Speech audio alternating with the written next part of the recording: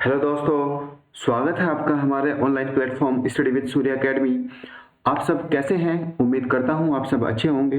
दोस्तों, कुछ समय से वीडियो नहीं आ रहा है क्योंकि जो हमारा आयोग के सामने प्रोटेस्ट चल रहा है तो उसके रिगार्डिंग भी वीडियो नहीं आ रहा है, क्योंकि जब तक आयोग कुछ क्लियर नहीं कर पा रहा है तो पढ़ाई अपनी जो है वो बाधित है लगभग। तो प्लीज़ अब आपके सामने दो पहलू निकल के आते हैं कि अपनी पढ़ाई के साथ साथ अपना जो भी डिमांड है, जो भी प्रोटेस्ट है, उसको भी हूबहू जारी रखना है। दूसरा, हमने क्या किया है, आज से जो हम क्लास स्टार्ट कर रहे हैं वो ज्योग्राफी की क्लास है। इस ज्योग्राफी में हमने आज इंडिया के सेक्शन को कवर करते हुए स्टार्ट करना है। वर्ल्ड ज्योग्राफी जिसको मैं बोल सकता हूँ, ये मैंने पूरी करा दी है। जाकर के प्लेलिस्ट बनी हुई है, प्लेलिस्ट को एक बार चेकआउट कीजिएगा। ठीक है, तो आज इंडियन ज्योग्राफी के कंटेक्स्ट में हमारे पास पहला चैप्टर है इंडिया साइज एंड लोकेशन। ठीक है, इंडिया साइज एंड लोकेशन। तो अब बात ये है कि हमने इस पूरे इंडियन ज्योग्राफी को कैसे डिजाइन किया है। आपको पैटर्न समझ में आता ही है। जैसे हमने वर्ल्ड ज्योग्राफी को डिजाइन किया था, वैसे ही हमने इंडियन ज्योग्राफी को भी डिजाइन किया। इसमें हमने क्या किया है, जो भी PYQs हैं उसको एनालाइज करते हुए टॉपिक तैयार किए गए हैं, ताकि आपके सामने जब भी क्लास अटेंड कर रहे हैं तो कोई प्रॉब्लम क्रिएट ना हो। और आपसे एक रिक्वेस्ट और भी है, तो रिक्वेस्ट ये है कि प्लीज़ जो भी हमारा टेलीग्राम चैनल है स्टडी विद सूर्य एकेडमी के नाम से, उसको भी ज्वाइन कीजिएगा। ठीक है, क्योंकि उसमें कुछ लिंक्स वगैरह शेयर होते रहते हैं, तो ताकि आप उसको अच्छे से गैदरिंग कर सके। दोस्तों, जैसे कि हम बात करें इंडिया के कंटेक्स्ट में, इंडिया का जो एरिया है अगर हम देखें वो कितना है, 3.28 मिलियन स्क्वायर, और वर्ल्ड वाइड ये परसेंटेज कितना है, 2.4%। और ये विश्व का 7वां सबसे बड़ा क्या है, कंट्री है। अब यहाँ पर देखें, देखो ये आपके पास ग्लोब है, थोड़ा समझने की कोशिश कीजिएगा। ये इक्वेटर है 0 डिग्री। ठीक है, अगर हम पैरेलल टू इक्वेटर बात करें, पैरेलल टू इक्वेटर बात करें तो हम उसको क्या बोलते हैं, लैटिट्यूड। क्या बोलते हैं, लैटिट्यूड। और परपेंडिकुलर टू इक्वेटर बात करें तो हम क्या बोलते हैं उसको, लॉन्गिट्यूड, लॉन्गिट्यूड। ठीक है, तो सिमिलर भारत के कंटेक्स्ट में भी यहाँ पे क्वेश्चन ये तैयार हो सकता है कि भारत का लैटिट्यूड क्या है और लॉन्गिट्यूड क्या है। अब देखना स्टार्ट करते हैं कि भारत का लॉन्गिट्यूड और लैटिट्यूड क्या है। अगर हम बात करें आपके पास, I think this one, longitude है हमारे पास 68 degree 7 second east to 97 degree 25 second. ठीक है, अभी मैं इसको देखेंगे भी, ये आपका लॉन्गिट्यूड है। और लैटिट्यूड कितना है, 8 degree 4 second north to 37 degree 6 second north. ठीक है, अंडरस्टूड, यहां तक समझ में आता है। अब ये रखा है 37.6, और यहाँ पर जो है इंदिरा पॉइंट ये रखा हुआ है आपके पास 6.45। और अगर हमने अभी 8 पॉइंट के रिस्पेक्ट में बात किया था 8.4, तो ये करने के वाला सेक्शन है। तो यहाँ से दो चीजें निकल के आती हैं, मैं आपको बताता हूँ। पहला है कि अगर हम भारत का पोजीशन देखें, ठीक है, तो वो बोलना चाह रहा है कि क्या है,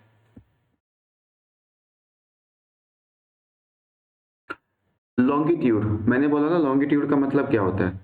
ठीक, ये देखो परपेंडिकुलर टू आपका इक्वेटर, तो लॉन्गिट्यूड कितना है हमारे पास, 68, दिस वन 68 डिग्री 7 सेकंड से 97 डिग्री 25 सेकंड ईस्ट। ठीक है, ये जो पोर्शन है आपके पास 97, ये है अरुणाचल प्रदेश में, और जो 68.7 है ये है आपके पास गुजरात में। ठीक है, तो थोड़ा ध्यान दीजिएगा। और जो आपके पास हमारे पास लैटिट्यूड है, ये है 37 degree 6 second Jammu and Kashmir जो, और 8 डिग्री 4 सेकंड ये है आपके पास कन्याकुमारी। ठीक, और जो आपके पास ये जो 37 डिग्री 6 सेकेंड नॉर्थ है, ये भारत का सबसे नॉर्थर्न पॉइंट है। और अगर हम बात करें भारत का सबसे साउथर्न पॉइंट, तो दैट इज इंदिरा पॉइंट, ठीक है, जिसका पोजीशन कितना है 6 डिग्री 45 सेकेंड नॉर्थ। यहाँ तक आपको क्लियर हो रही है बातें। अब हम अगर यहाँ पर ये देखें कि गुजरात से अरुणाचल प्रदेश तक हमारे पास जो लॉन्गिट्यूड का पोजीशन है उसमें लगभग 30 डिग्री का चेंजेस आता है, ठीक है, 30 डिग्री का चेंजेस आता है। तो ये थोड़ा ध्यान दीजिएगा। और 30 डिग्री पर 2 घंटे का आपको अंतर दिखाई देगा। इस पोजीशन को कैसे हमने डिफाइन किया है मैं भी आपको बताऊंगा। तब तक आप कमेंट बॉक्स में बताइएगा कि इंडिया के अंदर में कितने स्टेट हैं और कितने यूटीज हैं। ये आपका होमवर्क है, ठीक है। अब बात करें हम कि जो भारत का कोस्टल लाइन है, समुद्री तट रेखा, वो कितनी है। 2 पॉइंट से हमने इसको डिफाइन किया, एक तो लैंड और एक आइलैंड, ठीक है। तो जो भी हमारे पास कोस्टल लैंड है वो कितनी है 6100 किलोमीटर है, और जो रिमेनिंग है वो द्वीपों की कोस्टल लाइन है। और टोटल अगर हम बात करें तो वो कितनी है 7516 किलोमीटर। जो हमारी भारत की टोटल कोस्टल लाइन है वो इतनी है। इसमें सबसे ज़्यादा जो लाइन है वो गुजरात की है। प्लीज़ ये भी आंसर आपको कमेंट बॉक्स में देना है कि गुजरात का जो कोस्टल लाइन है वो कितने किलोमीटर की है, ठीक है।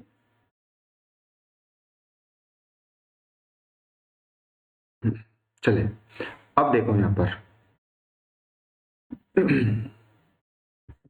दो चीजें मैंने आपको बताया था कि जो आपके पास ये पूरा ग्लोब है ये कितना डिग्री है 360 डिग्री है। और 360 डिग्री में आपको देख रहा है कि पूरे दिन में 24 घंटे होते हैं, ठीक है। तो 1 डिग्री किसके बराबर आ रहा है 24/36 डिग्री। तो अगर हम इसको यहाँ से काउंट करें तो 1 डिग्री का जो डेटा निकल के आता है वो आपको चेकआउट करना है यहाँ से, ठीक है। अब मैं आपसे बोल रहा हूँ, क्या बोल रहा हूँ, मैंने आपको बोला है कि जो भारत का पोजीशन है यहाँ से लेकर के अरुणाचल प्रदेश तक ये 30 डिग्री का अंतर दिखाई देता है, क्योंकि आपको पता है 68 और 97 लगभग 30 डिग्री ही वो लाई करता है। तो 2 घंटे का ये चेंजेस दिखता है। तो 2 घंटे का चेंजेस में हम बात करें कि जो सबसे पहले सूर्य उदय होगा वो अरुणाचल प्रदेश में दिखाई देगा, देन आपका गुजरात में दिखाई देगा, ठीक है। तो ये आपके पास एक क्वेश्चन बन सकता है कि भारत में सर्वप्रथम सूर्य उदय कहां पर दिखाई देता है, ठीक है। अब 2 लाइनें यहां से पास होके जाती है इंडिया से, एक है ट्रॉपिक ऑफ कैंसर और एक है आपके पास टाइम जोन, ठीक है। दूसरा है इंडियाज टाइम जोन, भारत का समय मानक। अब देखो अगर हम बात करें ट्रॉपिक ऑफ कैंसर का जो कर्क रेखा है, ठीक है, ये कहां से पास होके जा रही है। पहला है गुजरात, दूसरा है आपके पास राजस्थान, तीसरा मध्य प्रदेश, चौथा है आपके पास छत्तीसगढ़, झारखंड, वेस्ट बंगाल, त्रिपुरा, मिजोरम। तो टोटल हमारे पास 8 स्टेट हैं जहां से आपके पास ट्रॉपिक ऑफ कैंसर पास होके जाता है। अंडरस्टूड। ये ऑर्डर याद रखिएगा, गुजरात, राजस्थान, मध्य प्रदेश, छत्तीसगढ़, झारखंड, वेस्ट बंगाल, त्रिपुरा एंड मिजोरम। कई दफा वो ऑर्डर पूछ लेता है। अब अगर हम बात करें भारत का जो समय मानक है उसका जो पोजीशन है वो कितना है 82 डिग्री 5 सेकेंड ईस्ट, ठीक है। और ये कहां से लिया गया है हमने, ये लिया गया है प्रयागराज से, प्रयागराज, ठीक है, इलाहाबाद का एक एरिया है नैनी, नैनी से हमने इसको लिया है। आपकी एनसीईआरटी में नाम लिखा हुआ है मिर्जापुर, तो घबराना नहीं है। कई दफा अगर मिर्जापुर ऑप्शन में है और नैनी ऑप्शन में नहीं है तो आप मिर्जापुर को पिक करके आएंगे, ठीक है। अब बात करें कि जो ये पोजीशन है कहां से पास ये लाइन जो है भारत का समय मानक की कहां से कितने राज्यों से पास होके जा रहा है। तो ये क्वेश्चन बन सकता है ट्रॉपिक ऑफ कैंसर कितनों से जा रहा है 8 से जा रहा है। जो आपके पास समय मानक लाइन है वो कितने स्टेट से पास होके जा रहा है। तो पहला है यूपी, दूसरा है आपके पास छत्तीसगढ़, तीसरा है उड़ीसा और चौथा है आपके पास पहला है यूपी, दूसरा एमपी, तीसरा छत्तीसगढ़, चौथा उड़ीसा और पांचवा है आपके पास आंध्र प्रदेश। दोबारा सुनिएगा, यूपी, एमपी, छत्तीसगढ़, उड़ीसा, आंध्र प्रदेश। तो जो आपके पास समय मानक लाइन है वो कितनी स्टेट से पास होके जा रहा है, वो 5 राज्यों से पास होके जा रहा है। तो 5 राज्य आपको कौन कौन है ये समझ में अब आता है। ठीक है, अब जो आपके पास कैंसर लाइन है, इस पर अगर हम राज्यों की राजधानी देखें तो 3 राजधानी तो ट्रॉपिक ऑफ कैंसर के ऊपर में है और 5 राजधानी ट्रॉपिक ऑफ कैंसर लाइन के नीचे है। तो कौन कौन सी 3 स्टेट की कैपिटल हैं जो कि ट्रॉपिक ऑफ कैंसर से ऊपर की ओर लाई करती हैं? वो है आपके पास जयपुर, दूसरा है अगरतला और तीसरा है आइजोल। ठीक है, और जो 5 स्टेट हैं जिनकी कैपिटल ट्रॉपिक ऑफ कैंसर से नीचे लाई करती है वो है गांधीनगर, भोपाल, रायपुर, रांची एंड कोलकाता। ये क्वेश्चन इंपॉर्टेंट बन सकता है क्योंकि एनसीईआरटी में डायरेक्ट इस तरह का क्वेश्चन एक बार पूछा गया है। ठीक है, तो ये पोजीशन हम देख के आए हैं अभी कि कहां पर कौन लाई कर रहा है।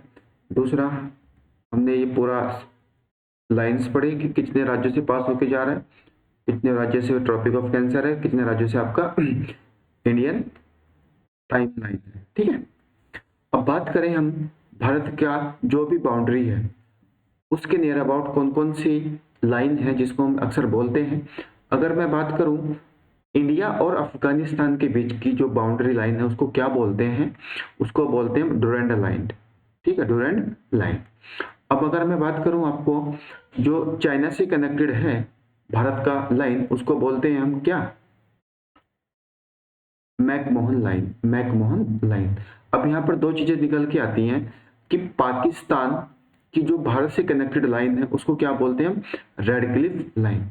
ठीक है, तो जब पूर्वी पाकिस्तान था जो आज के समय का बांग्लादेश है, तब जो बांग्लादेश से कनेक्टेड लाइन थी, दैट मीन्स पूर्वी पाकिस्तान से लाइन कनेक्टेड थी, उसको भी तब रेड क्लिफ लाइन बोला जाता था। ठीक है, अब बात करते हैं हम लाइन ऑफ कंट्रोल और line of actual control, LOC and LAC. ठीक है, तो जो पीओके वाला हिस्सा है भारत का, ये वाला, ठीक है, हम उस लाइन को बोलते हैं एलओसी, और जो चाइना है, अक्साई चीन वाला एरिया है, हम उसको बोलते हैं क्या? Line of actual control. तो थोड़ा इन चीजों का ध्यान रखिएगा कौन किसको लाइन से बोला जा रहा है। ठीक है, अब भारत और श्रीलंका के बीच की जो लाइन है हम उसको क्या बोल रहे हैं? जो कनेक्ट हो रहा है आपस में उसको बोल रहे हैं पाक जल संधि, पाक स्ट्रेट। ठीक है, अब भारत के जो भी पड़ोसी देश हैं अगर हम उनकी बात करें तो यहाँ पर देखने को मिलता है, क्या देखने को मिलता है वो देखते हैं कि जो इंडिया और अफगानिस्तान है इसके बीच की जो बाउंड्री है वो लगभग 106 किलोमीटर की है। इंडिया और पाकिस्तान 3323 किलोमीटर है। इंडिया और चाइना 3488 किलोमीटर है। नेपाल और भारत 1751। ठीक है, बांग्लादेश 4096.7 किलोमीटर, ये मैक्सिमम है, मैक्सिमम। और इंडिया म्यांमार कितनी है आपके पास? 1683 किलोमीटर। तो ये थोड़ा ध्यान दीजिएगा कि कौन सी लाइन किस पर कितने किलोमीटर पे लाइन आ रही है। ठीक है, ये नीचे श्रीलंका है। तो यहाँ से क्वेश्चन ये बनता है अब कि जो भारत की कंट्री है, पड़ोसी राज्य देश हैं, उनमें कौन कौन से भारत के राज्य कनेक्टेड है। तो अगर मैं यहाँ से अफगानिस्तान की बात करूं तो अफगानिस्तान पर जम्मू एंड कश्मीर का पीओके वाला हिस्सा कनेक्टेड है, ये लगा हुआ है। बांग्लादेश से कितने राज्य कनेक्टेड हैं? वेस्ट बंगाल, मिजोरम, मेघालय, त्रिपुरा एंड असम। ठीक है, एक बार इनको देख भी लेंगे, घबराना नहीं है। दूसरा है भूटान। भूटान से क्या क्या है? अरुणाचल प्रदेश, असम, सिक्किम, वेस्ट बंगाल। चाइना से कितने राज्य कनेक्टेड हैं? जम्मू एंड कश्मीर जो कि यूटीज है। ठीक है, हिमाचल प्रदेश, उत्तराखंड, सिक्किम, अरुणाचल प्रदेश। म्यांमार से कौन कौन है? अरुणाचल प्रदेश, मणिपुर, मिजोरम, नागालैंड। नेपाल से कौन कौन कनेक्टेड है? सिक्किम, वेस्ट बंगाल, बिहार, उत्तर प्रदेश, उत्तराखंड। ठीक है, आपका पाकिस्तान से जम्मू एंड कश्मीर जो कि यूटीज है, पंजाब, गुजरात, राजस्थान। श्रीलंका से आपका कनेक्टेड है इंडिया, लेकिन ये इंडिया जो है श्रीलंका से सेपरेट हो रहा है गल्फ ऑफ मन्नार के थ्रू। मालदीव, मालदीव लक्षद्वीप आइलैंड से कनेक्टेड है, और ये कमेंट बॉक्स में आपको बताना है कि कौन सी लाइन से इंडिया और मालदीव सेपरेट होते हैं। ठीक है, तो जब पूरा स्ट्रक्चर हम 1 to 1 इंडियन ज्योग्राफी को करेंगे तो ये पूरा डिटेल आपके सामने आ जाएगा। अब हमारे पास कुछ भौगोलिक संरचना है भारत की, जैसे कि यहाँ से क्वेश्चन ये बनता है, क्वेश्चन आता है अक्सर कि धारवाड़ किस क्षेत्र के लिए फेमस है, फील्ड पूछ लेता है, गोंडवाना पूछ लेता है। तो ये पूरा स्ट्रक्चर हमने फिजिकल स्ट्रक्चर दिखाया है। आर्कियन जो फिजिकल स्ट्रक्चर है वो भारत का सबसे प्राचीन जीवाश्म रहित है, दैट इज फॉसिल। ठीक है, धारवाड़ जो है वो लोहा, सोना, मैग्नीज, क्रोमियम इत्यादि यहाँ पर पाया जाता है, इसलिए फेमस है। तो मैं इसको बोल सकता हूँ फॉर मिनरल्स। कोडप्पा, ये आंध्र प्रदेश की कोडप्पा में सर्वाधिक विस्तार किसका है, चूना पत्थर, और सर्वाधिक भंडार भी इसका मिलता है। तो कल के दिन अगर क्वेश्चन बन गया कोडप्पा क्षेत्र जाना जाता है तो हम क्या बोलेंगे, चूना पत्थर के संबंध में। विंध्य जो आपके पास रेंज है नर्मदा के आसपास, तो ये धात्विक जो भी मेटालिक खनिज है यहाँ पर उसका अभाव है, लैक ऑफ, ठीक है, लैक ऑफ मेटालिक मिनरल्स। ठीक है, तो ये चीजें ध्यान रखना। गोंडवाना, ये पूरा कोल फील्ड इसको जाना जाता है। भारत का लगभग 98% कोयला यहाँ पर पाया जाता है। डेक्कन एरिया जो है वो काली मिट्टी के लिए फेमस है। ये अक्सर मैच द फॉलोइंग में क्वेश्चन पूछ लिया जाता है। तो अभी तक हमने क्या क्या देखा है, हमने इस क्लास के माध्यम से अभी तक केवल और केवल साइज और लोकेशन को पढ़ने की कोशिश की है। ठीक है, तो मैं उम्मीद करता हूँ आपको ये क्लास अच्छा लगा होगा। एक बार जरूर इस क्लास को पढ़िएगा और जो भी PYQs हैं इस क्लास से संबंधित उनको अच्छे से रिकॉल कीजिएगा। उम्मीद रखिएगा कभी भी ज्योग्राफी में कोई दिक्कत नहीं आएगी, जैसे कि आपने वर्ल्ड ज्योग्राफी किया है उसमें भी कोई दिक्कत नहीं आई है। तो सिमिलर हमने वही कॉन्सेप्ट इंडियन ज्योग्राफी में भी लिया है। तब तक के लिए आप क्लास को एंजॉय कीजिएगा, और प्लीज अगर अभी तक आपने चैनल को सब्सक्राइब नहीं किया है तो चैनल को सब्सक्राइब जरूर कीजिएगा, अपने दोस्तों में शेयर कीजिएगा और लाइक भी कीजिएगा। दूसरा आपसे आग्रह है कि जो भी हमारा टेलीग्राम चैनल है स्टडी विद सूर्या एकेडमी के नाम से, उसको भी जरूर आप ज्वाइन कीजिएगा। तो वीडियो आपको अच्छी लगी, वीडियो देखने के लिए बहुत बहुत धन्यवाद। खुश रहिए, मस्त रहिए, आबाद रहिए। जय हिंद, जय भारत।